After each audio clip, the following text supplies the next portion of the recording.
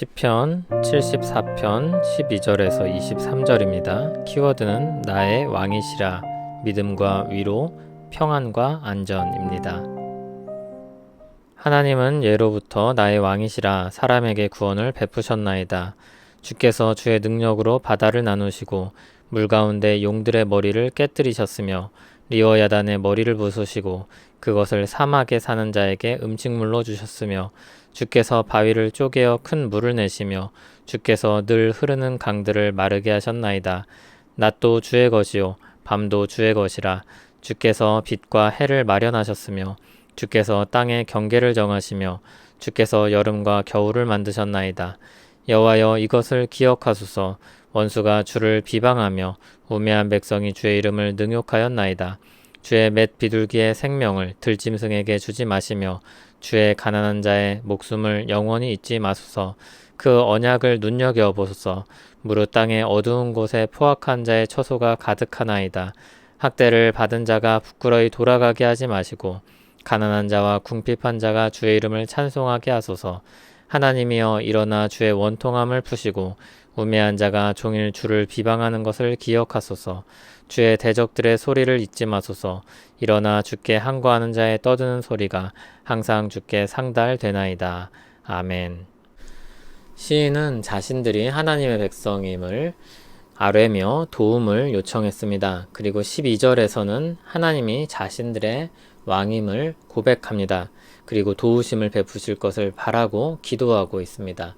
시인에게 하나님은 누구십니까?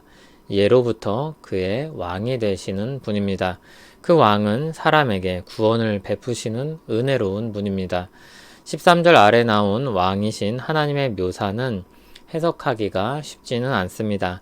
크게 창조 사건의 이미지로 보는 시각과 출애굽 사건으로 보려는 시각이 있습니다. 하나님은 능력으로 바다를 나누시고 물 가운데 용들의 머리를 깨뜨리셨으며 리워야단의 머리를 부수셨습니다.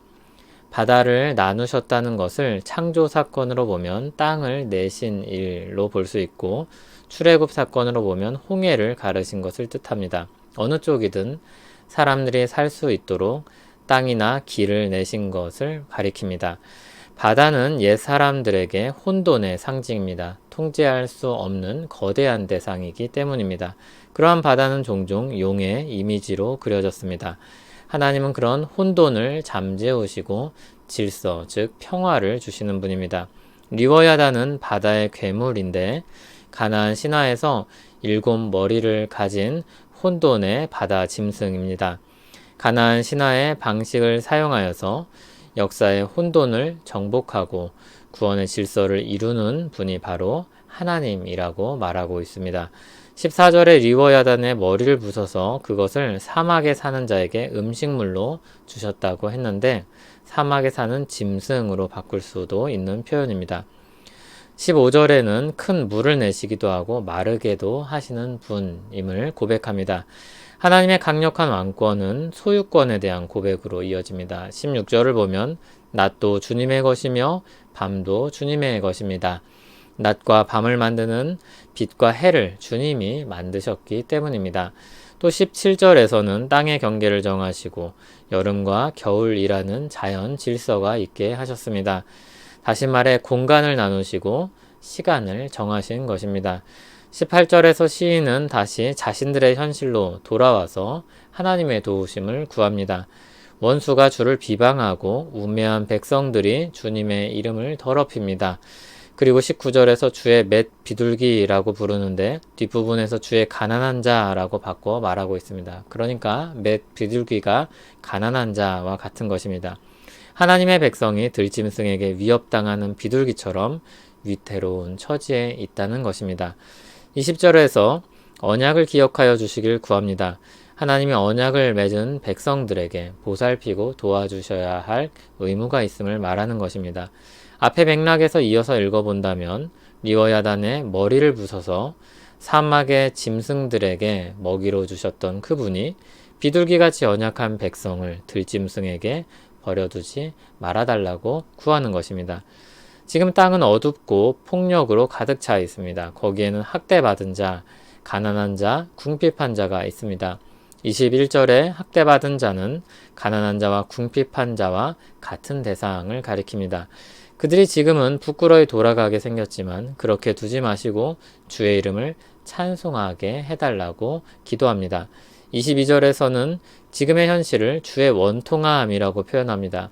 그들의 원통함이 아니라 주의 원통함입니다. 그 원통함은 22절 뒷부분에 나오듯이 우매한 자가 종일 주님을 비방하는 것을 가리킵니다. 하나님의 이름이 더럽혀지고 있습니다. 그것을 돌아보셔야 한다는 것입니다. 마지막으로 23절을 보면 주의 대적들의 소리를 잊지 마소서라고 고백하고 일어나 주께 항거하는 자의 떠드는 소리가 항상 주께 상달되나이다 라고 믿음으로 하나님께 기도합니다. 시편 74편은 무너진 예루살렘 성전을 바라보며 들짐승과 같은 적들의 위협에 놓인 비둘기와 같은 자신들을 하나님께 도와달라고 구하는 것입니다. 시인은 1절에서 하나님이 마치 자신들을 버린 것처럼 느꼈고 그로 인해 당황스럽고 두렵고 고통스러운 현실에 놓여 있음을 토로하였습니다. 그럼에도 시인은 모든 감정들을 추스리고 다시 하나님이 누구신지를 말하면서 그분을 의지하고 있는 모습을 보여줍니다. 하나님이 누구신지에 대한 지식이 그의 어려운 상황을 견뎌내고 구원을 기대할 수 있는 토대입니다. 하나님이 이전에 그들을 속량하셔서 백성을 삼으셨음을 알고 있으며 하나님이 그들의 왕으로서 강력한 왕권을 행사하실 수 있는 분이라는 믿음을 가지고 있기 때문입니다. 풍전등화와 같은 자신들의 처지를 벗어날 수 있는 유일한 소망은 하나님께 있습니다. 하나님에 대한 신뢰가 크면 클수록 기도하는 자의 마음은 큰 위로와 힘을 얻을 것입니다. 그리고 기도를 들으시는 하나님이 정말 큰 능력을 가진 분이라면 그 마음의 위로가 현실의 힘과 능력이 될 것입니다. 시인에게는 상한 갈대를 꺾지 아니하시고 꺼져가는 등불을 끄지 아니하시는 하나님에 대한 믿음을 가지고 있습니다. 우리가 믿고 따르는 하나님이 바로 그분입니다. 죄로 인해 상한 갈대와 같고 꺼져가는 등불과 같은 우리를 건지시기 위해 친히 이 땅에 오셔서 우리를 구원하시는 분입니다. 우리 주 예수 그리스도가 바로 그분이십니다. 우리를 흑암의 권세에서 건져내셔서 하늘의 아들의 나라로 옮기시는 우리 왕이시며 권세자이십니다. 그 통치권이 가장 높고 강력한 것임을 알고 또 그것을 신뢰할 때 우리는 하나님 없이 혼란스러운 이 세상에서 요동하지 않고 살아갈 수 있습니다. 비바람이 거세게 몰아쳐서 그 소리와 바람과 비가 우리를 위협하지만 큰 건물 안에 있을 때 우리는 고요히 있을 수 있습니다. 그러므로 하나님을 묵상하며 그분이 얼마나 큰 분인지 알아갈 때 우리 믿음은 견고해집니다. 믿음은 우리 마음에 평안을 줄 것입니다. 그리고 믿음으로 하나님을 의지할 때 우리는 안전할 것입니다. 오늘도 우리를 보살피시고 보호하시는 하나님 감사하며 찬송합니다.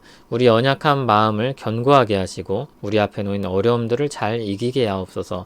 하나님의 크심을 믿음으로 고백하며 우리를 그 능력으로 붙잡으실 것을 믿습니다. 오늘 이 작은 자의 하루도 이끌어 주시옵소서. 예수님 이름으로 기도합니다. 아멘.